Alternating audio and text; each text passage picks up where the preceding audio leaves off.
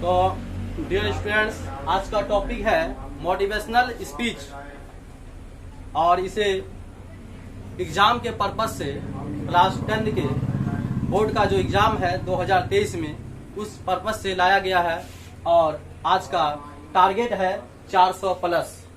तो ये जो नंबर है 400 प्लस हम कैसे गेन करेंगे, इसको कैसे लाएंगे 450 प्लस। तो सबसे पहले क्या होता है कि देखो हम कोचिंग आ गए, चले गए, पढ़ रहे हैं, घर में बैठे हैं किताब लेकर के, मन नहीं लग रहा है, सोच रहे चलो एग्जाम दे देंगे, पास कर जाएंगे, फर्स्ट डिवीजन हो जाएगा। तो ऐसा करने से नहीं होगा। सबसे पहले एक थीम लेके चलना पड़ेगा कि हमको 400 प्लस जो है कैसे लाना, 450 प्लस कैसे लाना है। अब कोई सोच रहे हो कि हम फर्स्ट डिवीजन कर जाएंगे, 300 से नंबर ज्यादा आ जाएगा, तो उसके लिए है कि वह 350 का प्लस रखें कि हमको 350 प्लस लाना है। अब कोई सोच रहे हो कि हमको 400 आ जाएगा, तो वह 400 नहीं 400 प्लस 450 प्लस का टारगेट लेके चलो। तो एक लाइन है, जो जैसा सोचता है, जो जैसा सोचता है और करता है वह वैसा ही बन जाता है। अगर आपकी सोच ही आपको क्या बनाती है, महान बनाती है। अगर आप हर दिन सोचते हैं कि हमको 450 प्लस पर काम करना है, वर्क करना है, एक टारगेट लेकर के चलना है और जो उसकी शुरुआत होगी उसको हम अगर बेहतर तरीके से करेंगे तो आप ला सकते हैं। इफ यू कैन, आप जो है कर सकते हो उसको, है ना। You can only change your life. आप हैं जो अपनी जिंदगी को बदल सकते हैं। और आपका एक थीम होना चाहिए कि I can do it, I can do it. मैं इसे कर सकता हूँ, मैं इसे कर सकता हूँ, क्योंकि दुनिया में ऐसा कोई भी चीज नहीं है जिसे व्यक्ति नहीं कर सकता है। और आप लोग जो हैं गांव के बच्चे हैं, किसान के बच्चे हैं, आपको मालूम होनी चाहिए कि किसान कितने मेहनती होते हैं। कहा गया चिड़ियों के जगने से पहले खाट छोड़ उठ गया किसान, खिला पिला बैलों को ले करने चला खेत पर काम। तो बस वही टारगेट, अगर आप किसान के बच्चे हैं, आपके पेरेंट्स किसान हैं, आपका भी वही टारगेट होना चाहिए। क्योंकि अगर आपकी शुरुआत जो है, दिन की शुरुआत अगर बेहतर होती है तो आपका पूरा दिन जो है वो अच्छा गुजरेगा। सुबह जगने के बाद अगर आपके मन में टारगेट जग गया है 450 प्लस का टारगेट, अगर जो अच्छे हो, बहुत अच्छे हो सकता है उसको 420 425 नंबर आ रहा है या आ जाएगा, तो आप जो है इसको लेके चलिए, प्लस को लेके चलिए, उम्मीद रखिए, बेहतर करने की हमेशा ललक रखिए, भूख रखिए कि हम उससे अच्छा करेंगे। अभी प्रथम श्रेणी से पास कर जाना बड़ी बात नहीं है। अभी के दौर में सबसे ज्यादा नंबर किसको आया है या 450 प्लस कौन लाया है, उसको महत्व दिया जाता है गाँव समाज में। उसका वैल्यू जो है समाज में ज्यादा होता है। तो जो अच्छे हैं, पढ़ने में बेहतर हैं, वो सिर्फ कोचिंग आने से, जाने से या 10 घंटा पढ़ने से मतलब मत रखिए। आप एक कोई योजना बनाइए, जिस तरह से अर्जुन जो है एक योजना बनाया था कि मछली के आंख को देखना हमको, उसका टारगेट था मछली किस कलर का है, नहीं है, कैसा है, दिखता नहीं है। अर्जुन सिर्फ मछली के आंख की तरफ देख रहा था कि मछली की आंख कहाँ है, मछली घूम रही थी, लेकिन उसका क्या था, ध्यान, लक्ष्य। स्टूडेंट्स के 5 लक्षण होते हैं। काक चेष्टा, हमारी जो शरीर में चेष्टा होनी चाहिए, जो चेष्टा नहीं होता, फुर्ती, वह कौवा की तरह होना चाहिए, फुर्तीला शरीर होना चाहिए, एक्टिविटी होनी चाहिए हमारे अंदर में। नर्वस सिस्टम की तरह नहीं रहना चाहिए कि हैं सो के जगह हैं, पढ़ने बैठे, नींद लग रहा है, किताब को बगल करके सो गए, 2 घंटा टाइम हमारा वेस्ट हो गया। ऐसा नहीं। काक चेष्टा बको ध्यानम।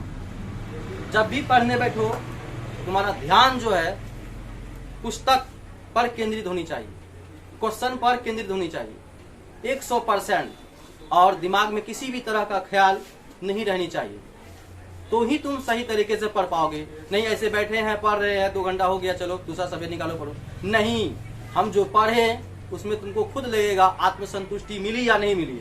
हम जो पढ़े उसमें हमको खुशी मिली या नहीं मिली। 2 घंटा पढ़ने से मतलब नहीं है 2 घंटा में हमने क्या किया वह हमारे लिए बेहतर है या नहीं है, इस बात को भी सोचना है। अगर पहला दिन नहीं लग रहा तुमको कि इम्प्रूवमेंट हमारे अंदर में, तो उसके भी विषय में सोचो आखिर ऐसा क्यों हो रहा है, हम बेहतर क्यों नहीं कर पा रहे। हमें 47 नंबर आ रहा है टेस्ट में, 45 आ रहा है, 49 क्यों नहीं आ रहा है, हम 49 क्यों नहीं ला पा रहे हैं, 47 पर ही अटके क्यों हैं। तुम्हारे मन में टारगेट नहीं है। 47 है चलो ठीक है, फर्स्ट कर जाएंगे, प्रथम श्रेणी से पास कर जाएंगे, 350 के आसपास आ जाएगा, ज्यादा टेंशन लेने की जरूरत नहीं। ऐसा कीजिएगा तो फिर वही होगा, उतना ही आएगा। प्लस हमेशा जितना आपको आपके मन में है कि इतना आएगा हमको, उसमें प्लस जोड़िए। हमेशा हर दिन एक एक प्लस जोड़िएगा। 90 दिन है, 90 प्लस अगर आ गया, 90 नंबर आपका बढ़ सकता है ना। You can improve your self, आप अपने आप में इम्प्रूव कर सकते हैं, है ना। क्योंकि चाहत रखने वाले दिलों के लिए कोई भी चीज असंभव नहीं है। इंग्लिश में सेंटेंस है, everything is possible for willing heart. इसका हिंदी होता है, चाहत रखने वाले दिलों के लिए कोई भी चीज असंभव नहीं है। जिस चीज की चाहत आपके दिलों में जग जाएगी, आप उस चीज में कामयाबी जरूर हासिल कीजिएगा। तो काक चेष्टा होनी चाहिए विद्यार्थी का। प्रथम जो लक्षण है, हमारी जो शरीर इसमें स्फूर्ति है वह कौवा की तरह होनी चाहिए। बको ध्यान, हमारा ध्यान पूरा बगुला की तरह होना चाहिए। Focus on study, no any matter. और कोई मैटर से हमको कोई लेना देना नहीं है। घर में क्या हुआ नहीं हुआ, कहाँ कौन गया नहीं गया, कुछ उसे कोई टेंशन नहीं है। कहाँ कौन मरा हरा, उससे कोई लेना देना नहीं है। किसको कहाँ जाना, जो चीजें जाना, तुम्हारा जो लक्ष्य है अपने लक्ष्य पर हमेशा काम करो। हर दिन अपने लक्ष्य जगो, सुबह जगो, उठो, उसके बाद लक्ष्य में लग जाओ, पूरा दिन लक्ष्य की ओर ध्यान दो। स्वान निद्रा, कुत्ता जो एक जीव है जिसे हम तुच्छ प्राणी समझते हैं, तुच्छ प्राणी नहीं है। उसके अंदर भी खासियत है कि उसकी नींद जो होती है बहुत ही एक्टिव होती है। अगर उसके आसपास कोई आहट होती है तो वह जग जाता है। पर आप लोग कोई अलार्म बजता है उसको बंद करके सो जाते हैं। मौसम आ रहा है, हसीन लम्हा आ रहा है, मौसम सुहाना मौसम है, अच्छा नींद आएगा, मंजिल भी आपको पुकारेगी, नींद भी आपको सुलाएगी। क्या करना है ये आपके ऊपर डिपेंड करता है कि हमको पढ़ना है जग करके या सोना है तकिया लगा कर। इस चीज को आप से बेहतर और कोई नहीं सोच सकता है, क्योंकि ये उम्र है सोचने समझने की और करने की। अगर आप इस उम्र में सही सोच नहीं सकते हैं, सही कर नहीं सकते, सही समझ नहीं सकते हैं, फिर आपको आगे मौका नहीं मिलेगा, अपॉर्चुनिटी मिलेगा। वर्ग 10 जो एक चांस मिलता है जिंदगी में आगे बढ़ने के लिए, 9th लेवल है, 10 चांस है। तो हमारी जो नींद होनी चाहिए किसकी तरह होनी चाहिए, स्वान मतलब कुत्ता की तरह हमारी नींद होनी चाहिए। अगर हमारे पास अलार्म है तो वह उसके बजने के दरमियान ही हम अपने बिस्तर से बिल्कुल हट जाए, खड़े हो जाए, और जो भी हो फ्रेश होकर के बैठ जाए। अपने आसपास जो होनी चाहिए पानी की बोतल और कुर्सी में आराम से बैठ के स्ट्रेट होकर के, झुक करके नहीं पढ़नी चाहिए, उससे नींद आती है। पढ़ना शुरू कर देना चाहिए। गृह त्यागी, अगर आप घर में ही हैं, कहाँ हैं, घर में, तो परिवार के सदस्यों से दूर रहना पड़ेगा। परिवार के सदस्यों से क्या रहना पड़ेगा, दूर रहना पड़ेगा। चौथा लक्षण क्या है, गृह त्यागी। अगर घर में ही है, अभी तो सब घर में ही रहते हैं, गांव से ही आते हैं, चारों दिशाओं से आते हैं, तो हम अपने घर के सदस्यों से ज्यादा मतलब नहीं रखेंगे। कोई मेहमान आया, कौन गया, कौन लड़ रहा है, कौन झगड़ रहा है, इससे कोई मतलब नहीं रखेंगे।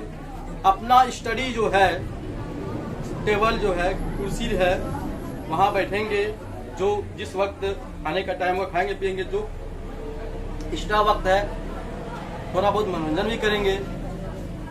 गृह त्यागी का मतलब होता है सबसे अलग होकर के अपना जो एम है उस पर फोकस करना है। अगर आपके पास मोबाइल है, पढ़ने के वक्त मोबाइल को दूर रख दीजिए, साइलेंट मोड में या फ्लाई मोड में डालकर कहीं रख दीजिए दूर, जहां उससे आपका संपर्क स्थापित ना हो सके। आसपास मोबाइल मत रखो। बहुत बड़ी बाधा है अभी के दौर में मोबाइल फोन। आधा घंटा, 1 घंटा, 2 घंटा समय व्यतीत कर देगा, पता नहीं चलेगा। सोचोगे कल से यूज नहीं करेंगे, कल भी वही हाल होगा। सोचो नहीं भाई, अमल करो उस पर। सोचने से नहीं होगा, जो जैसा सोचता है और करता है, करना पड़ेगा, वह वैसा ही बन जाता है। अल्पाहारी भोजन जो है थोड़ा सा आराम से खाना, ठीक है, भोजन आराम से खाना है, हड़बड़ा के नहीं खाना है, चबा चबा के खाना है, थोड़ा थोड़ा खाना है, प्रोटीन लेना है। एग्जाम पर्पज से 1-2 महीना 2-3 महीना जो खर्चा करना है, क्योंकि तन मन और धन 3 चीजें जरूरी है। एजुकेशन के लिए कितनी चीजें जरूरी है? 3 चीजें जरूरी है, तन मन और धन। पूरा शरीर देना पड़ेगा, मन देना पड़ेगा और थोड़ा बहुत खर्च भी करना पड़ेगा।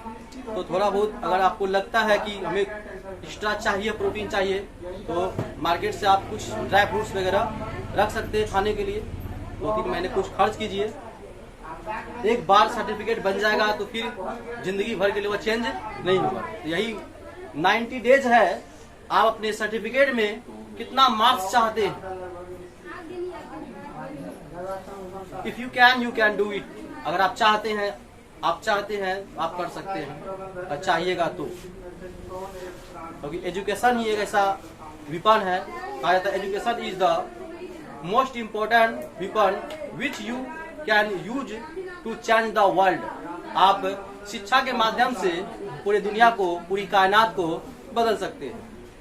अगर आप शिक्षित होंगे तो आपका परिवार शिक्षित होगा, महिलाएं शिक्षित होंगी, पूरे परिवार को शिक्षित करेंगे। एक लड़का अगर पढ़ता है तो एक लड़का ही पढ़ता है, अगर एक लड़की पढ़ती है तो वो पूरे परिवार को शिक्षित करती है और उससे पूरा समाज शिक्षित होता है। इस तरह से पूरा देश शिक्षित होगा। लड़कियों के लिए बेहतर अपॉर्चुनिटी है, लड़के भी इस अपॉर्चुनिटी को अपना सकते हैं। तो लड़कों को बहुत ज्यादा संयम रखना पड़ेगा, अपने आप में कंट्रोल लाना पड़ेगा। जो फिजूल का घूमते हो यहाँ वहाँ जहाँ तहाँ बाइक में तेल डाल करके, उसे थोड़ा सा रिड्यूस करना पड़ेगा, कम करना पड़ेगा। और ये नाश्ता खाने के लिए चौक पर चॉकलेट खाने के लिए बिस्कुट खाने जाते हो, ये सब को भी कम करना पड़ेगा। घर से घर का बना खाना खा के आइए, हेल्थ भी आपका अच्छा रहेगा, दिमाग भी स्वस्थ रहेगा, दिमाग अच्छा से वर्क करेगा। आलतू फालतू जो है जितना किए उसको छोड़िए, भविष्य के बारे में चिंता मत कीजिए और बीते हुए कल के बारे में मत सोचिए कि हमने कल क्या किया। वर्तमान को लेकर के चलिए, एक दिन जो है बेहतर होगा। क्योंकि गीता में भी कहा गया है, कर्म करो फल की चिंता मत करो। कर्म कीजिए और फल की चिंता मत कीजिए। अगर आपका कर्म सही है, बेहतर है, तो एक दिन फल जो है आपके सामने ही नहीं, पूरे समाज के सामने आपको प्राप्त होगा। और उस दिन लगेगा कि हमने जो किया उसका परिणाम आज हमको मिला। और उस दिन सारी परेशानियां आपकी जो है, सारी कठिनाइयां जो है, सारी दिक्कतें जो है आपसे दूर हो जाएगी। आपको लगेगा कि हम मतलब स्टडी करने के वक्त हमको कोई परेशानी नहीं, कोई दिक्कतें नहीं आई।